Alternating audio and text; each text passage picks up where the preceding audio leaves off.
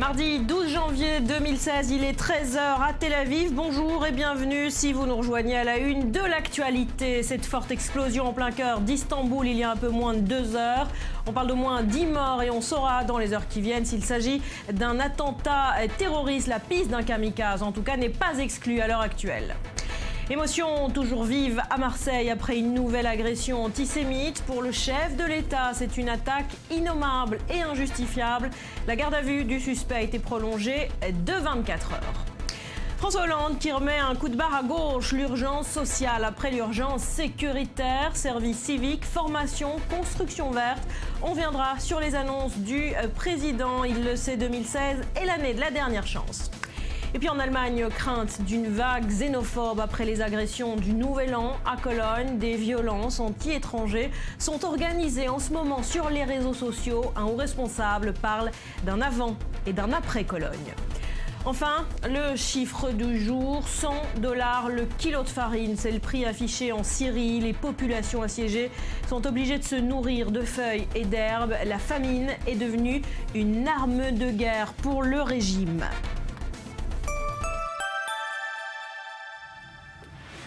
Voilà, et on démarre par ce qui ressemble bien à un attentat dans le cœur d'Istanbul. Déflagration il y a plus de 2 heures dans la zone touristique de la ville, non loin de la Mosquée Bleue. Ce que l'on sait avec Océane Nicole. Une scène d'horreur à Istanbul. Il est environ 10h20 ce mardi quand une explosion survient dans le cœur de la ville, dans le quartier touristique de Sultanahmet, un quartier très fréquenté.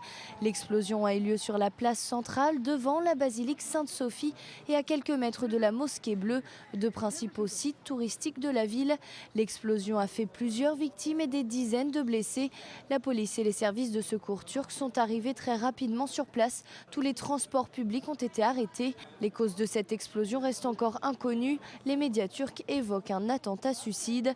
Depuis plusieurs mois, la Turquie vit en état d'alerte depuis le double attentat-suicide devant la gare centrale d'Ankara. Une attaque qui avait fait 103 morts le 10 octobre dernier.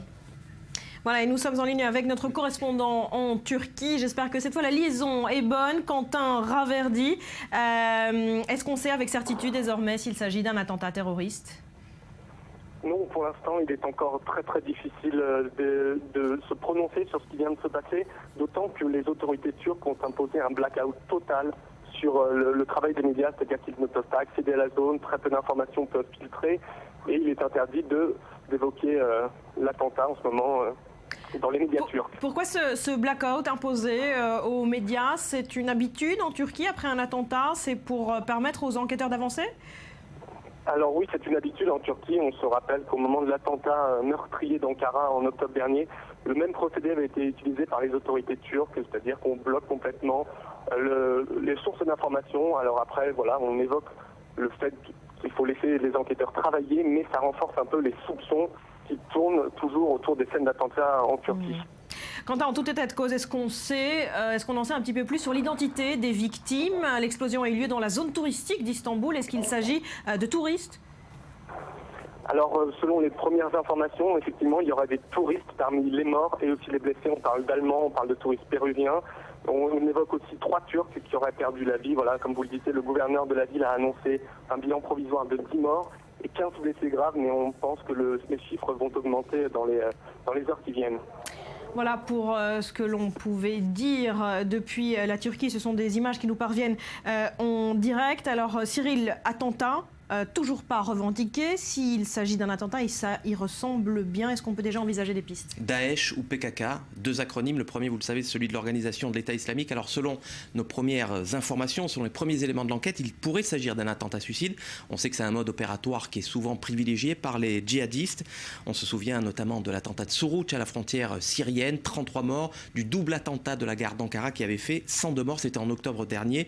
Alors pourquoi Daesh est le parfait suspect? Bien parce que Ankara l'IRA, qui a longtemps tergiversé, on sait, eh bien, a fini par rejoindre la coalition internationale contre l'organisation de l'État islamique. Ces bases aériennes servent à pilonner les djihadistes en Syrie. Voilà donc un revirement qui pourrait effectivement justifier les représailles de Daesh. La seconde piste, c'est le PKK, second acronyme, le Parti des travailleurs indépendants kurdes.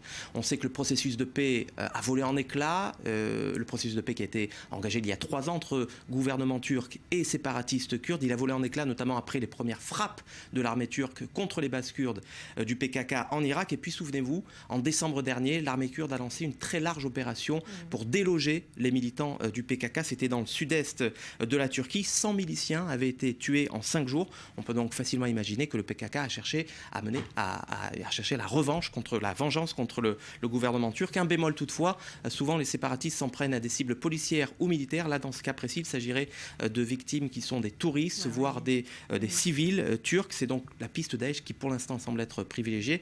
Daesh qui perd du terrain en Syrie et en Irak et qui chercherait donc à frapper le ventre mou des membres de la coalition, que ce soit à Istanbul ou bien à Paris.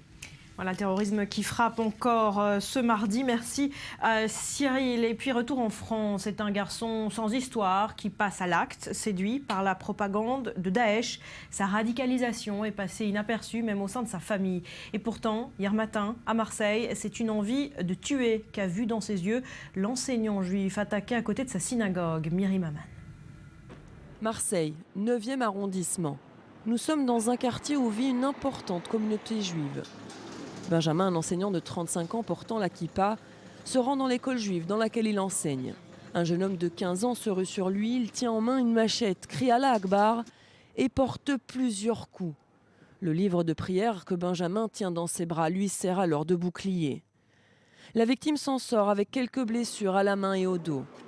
L'agresseur, arrêté quelques instants plus tard, est un Turc, inconnu des services de renseignement. Il a revendiqué avoir agi ainsi au nom d'Allah, de l'État islamique, répétant avoir agi à plusieurs reprises au nom de Daesh. Il est totalement inconnu des services de police et totalement inconnu des services de justice. Les représentants des organisations juives de Marseille se sont rendus immédiatement sur les lieux de l'agression.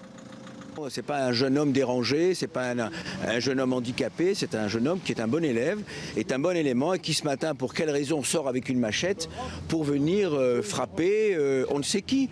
Du côté des politiques, le gouvernement a dénoncé en bloc une agression abjecte. Cette agression dont le caractère antisémite est avéré nous révulse tous. Et elle démontre encore une fois l'état aussi de notre société. Après les revendications de l'assaillant, le parquet antiterroriste a été saisi. Une enquête pour tentative d'assassinat et apologie du terrorisme a été ouverte. Et quelques heures après l'agression, François Hollande a tenu à apporter tout son soutien à la victime et à ses proches. Le président de la République a qualifié ces actes d'innommables et d'injustifiables. Un enseignant juif a été attaqué sauvagement. Il y a eu aussi un musulman qui a été agressé. Nous devons être d'une terrible, impitoyable même réaction, parce que c'est l'ensemble de la communauté nationale qui est concernée. Voilà, et alors à noter également cette information, la garde à vue du suspect a été prolongée ce matin de 24 heures et on s'arrête un instant sur son profil. D'abord son âge, il est extrêmement jeune, il a à peine 15 ans Mathias. Oui, il aura 16 ans la semaine prochaine et c'est important de le souligner. Barbara, sa garde à vue ne pourra pas excéder 48 heures parce que selon la justice française, on ne peut tenir un mineur plus de 48 heures en tout cas en garde à vue. Effectivement, le parquet de Paris, antiterroriste de Paris, a également été saisi. Effectivement, on le disait hors antenne, 20% des jeunes en France ont des jeunes radicalisés en France ont moins de 17 ans. C'est une information hallucinante.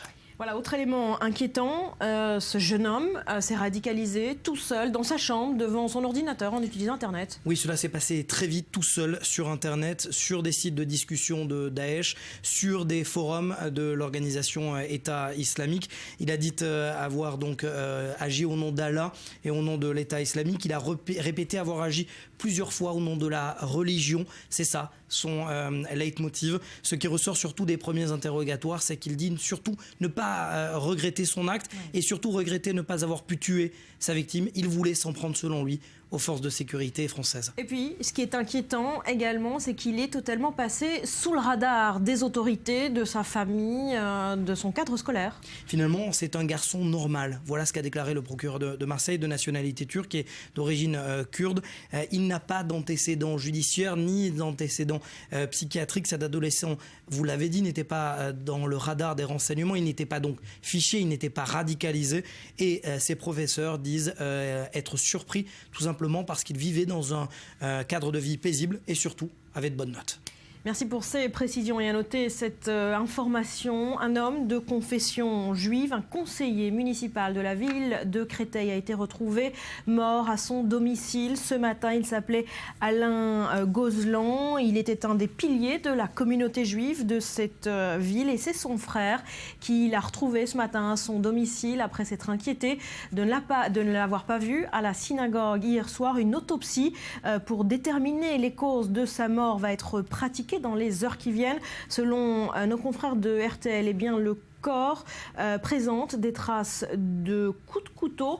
Le Parisien, pour sa part, écrit que la victime aurait été battue. Il est évidemment trop tôt pour se prononcer. Une autopsie aura lieu donc dans les heures qui viennent. Et pour le moment, la mairie de Créteil refuse de parler d'un acte antisémite. On suit de près, évidemment, ce dossier.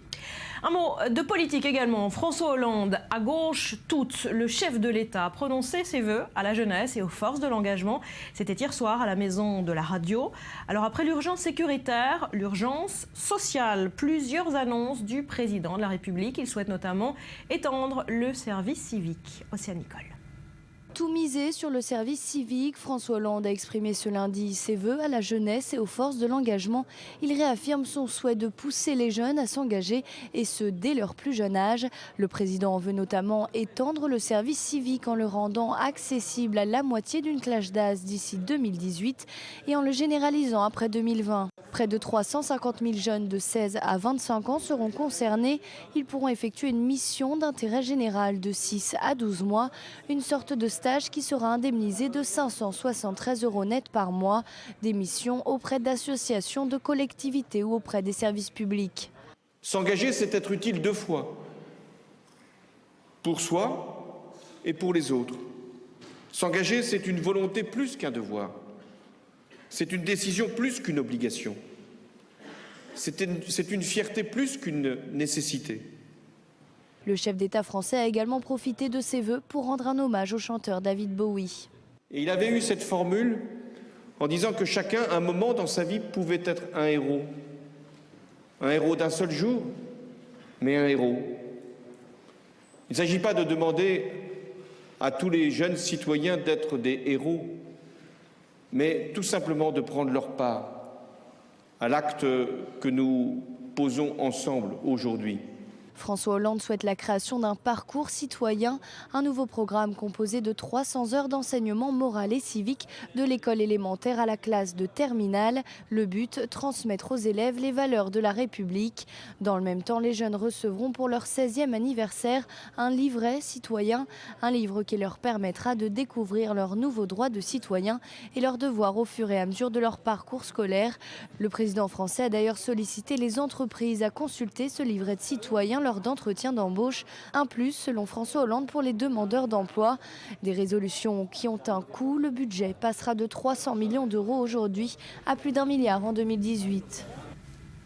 Et François Hollande le sait, 2016 est l'année de la dernière chance. Alors désormais, son vocabulaire est socialiste au possible. Rudy, est-ce qu'il remet un coup de barre à gauche, le président ? Absolument, il n'a pas le choix après une année 2015 marquée par le sécuritaire, le régalien, l'état d'urgence. Et puis sur le plan économique, évidemment, la loi Macron, le social-démocrate, bien évidemment, François Hollande n'a pas le choix, coup de barre à gauche.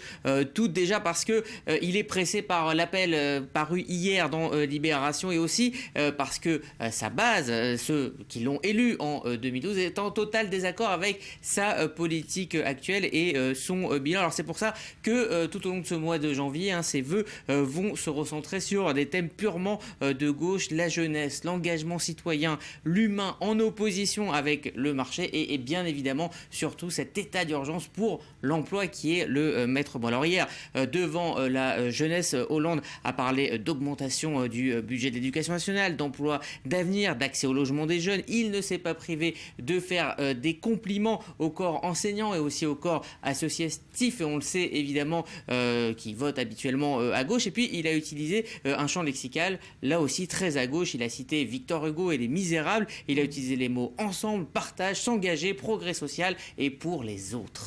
Et dans ce repositionnement, on n'oublie pas non plus l'appel du pied aux écologistes hier. Oui, parce que effectivement, l'appel qu'on a vu dans Libération dont on vient de parler, comptait dans ses signataires des dirigeants écologistes comme Daniel Cohn-Bendit. Alors, la COP21 a été réussie. L'idée maintenant, c'est de se rapprocher idéologiquement des écologistes, tout simplement pour éviter d'avoir une candidature gênante, celle d'un Vert au premier tour de 2017. Et quand on sait que l'accès au second tour n'est pas facile, François Hollande se devait de faire cet appel du pied aux écologistes. Merci Rudy, il est 13h15, passé de quelques secondes sur I24. Merci d'être avec nous, l'essentiel de l'actu, les grands titres avec vous Éléonore. Et oui, à commencer par cette explosion meurtrière à Istanbul ce matin en plein centre touristique. 10 morts, au moins une quinzaine de blessés. La piste d'un attentat terroriste est à cette heure privilégiée. Le Premier ministre Ahmed Davutoglu convoque une réunion de crise à Ankara. En Syrie, ce sont 400 civils qui devraient être évacués d'urgence de Madaya, cette ville assiégée par le régime syrien depuis maintenant 6 mois. Hier, la Croix-Rouge a pu acheminer des vivres à l'intérieur de cette zone où la famine décime la population. Et puis enfin en France, à Créteil, un conseiller municipal, les Républicains, retrouvé mort à son domicile aujourd'hui. On ignore à cette heure les circonstances de sa mort, mais d'après les premières informations, le septuagénaire a été battu, l'appartement où il vivait fouillé. La brigade criminelle de la police judiciaire de Paris est chargée de l'enquête. Voilà pour les grands titres, merci Éléonore. On jette tout de suite un coup d'œil à la météo de ce mardi.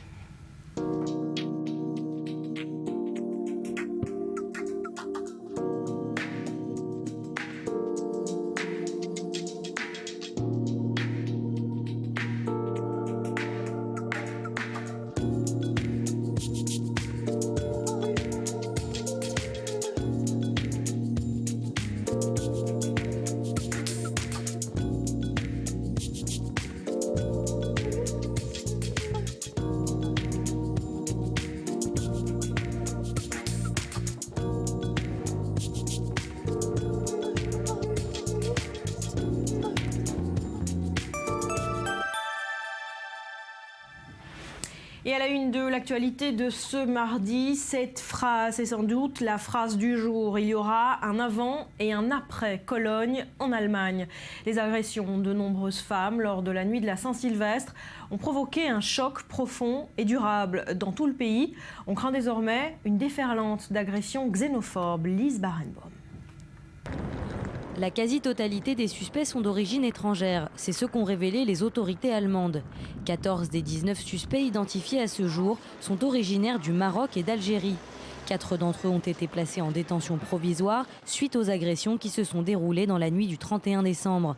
Pour le ministre de la Justice, ces violences seraient vraisemblablement coordonnées et planifiées. Quand une telle horde se rassemble pour enfreindre la loi, cela paraît sous une forme ou une autre planifiée. Personne ne me fera croire que cela n'a pas été coordonné ou préparé.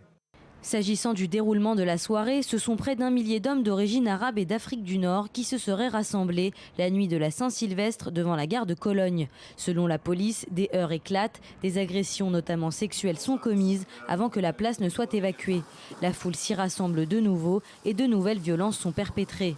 Face à ces révélations, Angela Merkel promet la plus grande fermeté. Le droit à un titre de séjour à une procédure de demande d'asile peut être perdu quand des condamnations ont été prononcées, qu'il s'agisse de sursis ou d'emprisonnement. C'est dans l'intérêt des Allemands, mais aussi dans celui de la grande majorité des réfugiés qui sont arrivés chez nous. Et c'est très important. À ce stade de l'enquête, rien n'établit la culpabilité des réfugiés, mais les événements de Cologne instillent la méfiance dans l'opinion publique.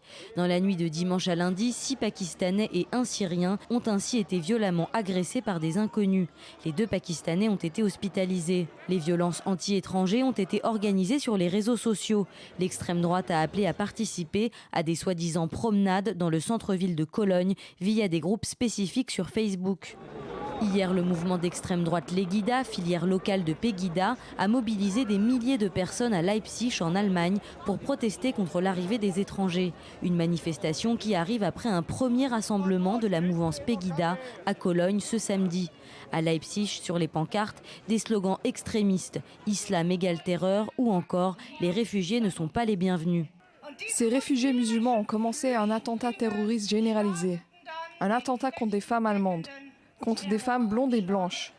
De nombreux slogans visaient aussi la chancelière allemande, appelée à quitter ses fonctions sur le champ.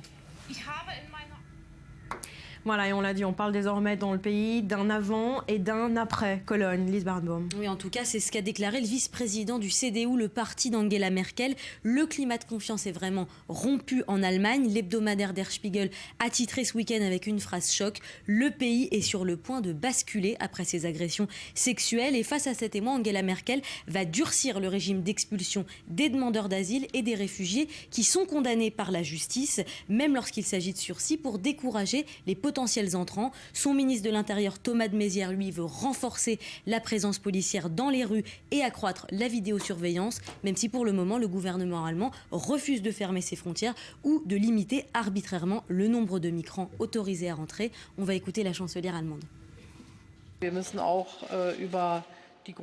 Nous devons aussi sans cesse évoquer les fondements culturels de notre vie en commun en Allemagne. Et il est juste que les citoyens attendent que ces mots soient suivis d'actes. Nous devons sans cesse examiner si tout ce qui est nécessaire a été fait en matière de modalités d'expulsion, pour envoyer un signe clair à tous ceux qui ne veulent pas respecter nos règles de droit.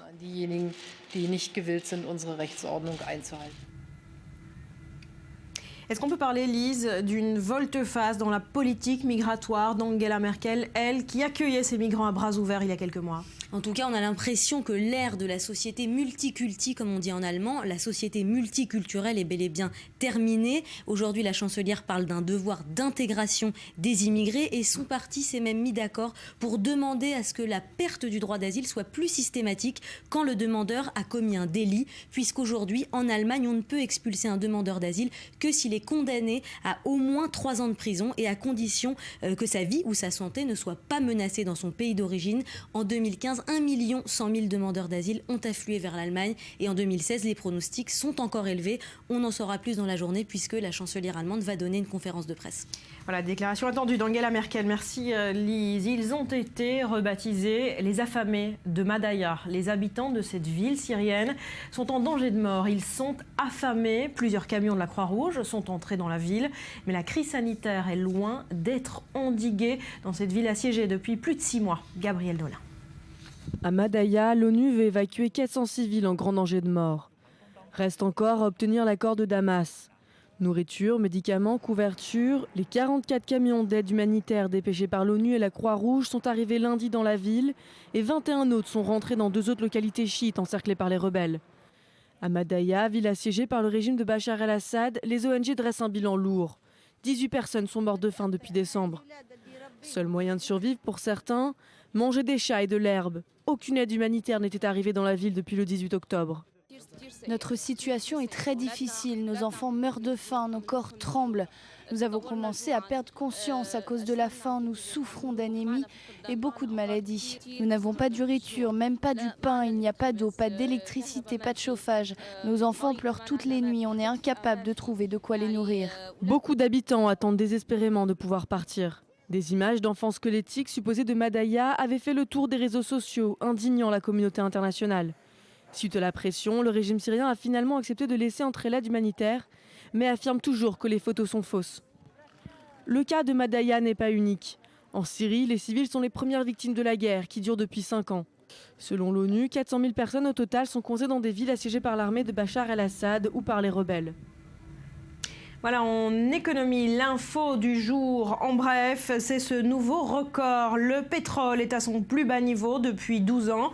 Plusieurs causes, la fragilité de l'économie chinoise et puis un dollar fort. Les cours de l'or noir ont plongé de 10% la semaine dernière. Et puis cette image aussi qu'il faut retenir ce mardi est de 5 pour Lionel Messi. L'Argentin a remporté son 5e ballon d'or. Il est le meilleur joueur de l'année et qui dit 5 dit record pour l'Argentin. À suivre dans le journal, au lendemain de l'annonce de sa mort, hommage en cascade pour David Bowie. Le monde entier salue le génie créatif. La presse britannique est particulièrement touchée ce mardi aussi. On fera un petit tour d'horizon.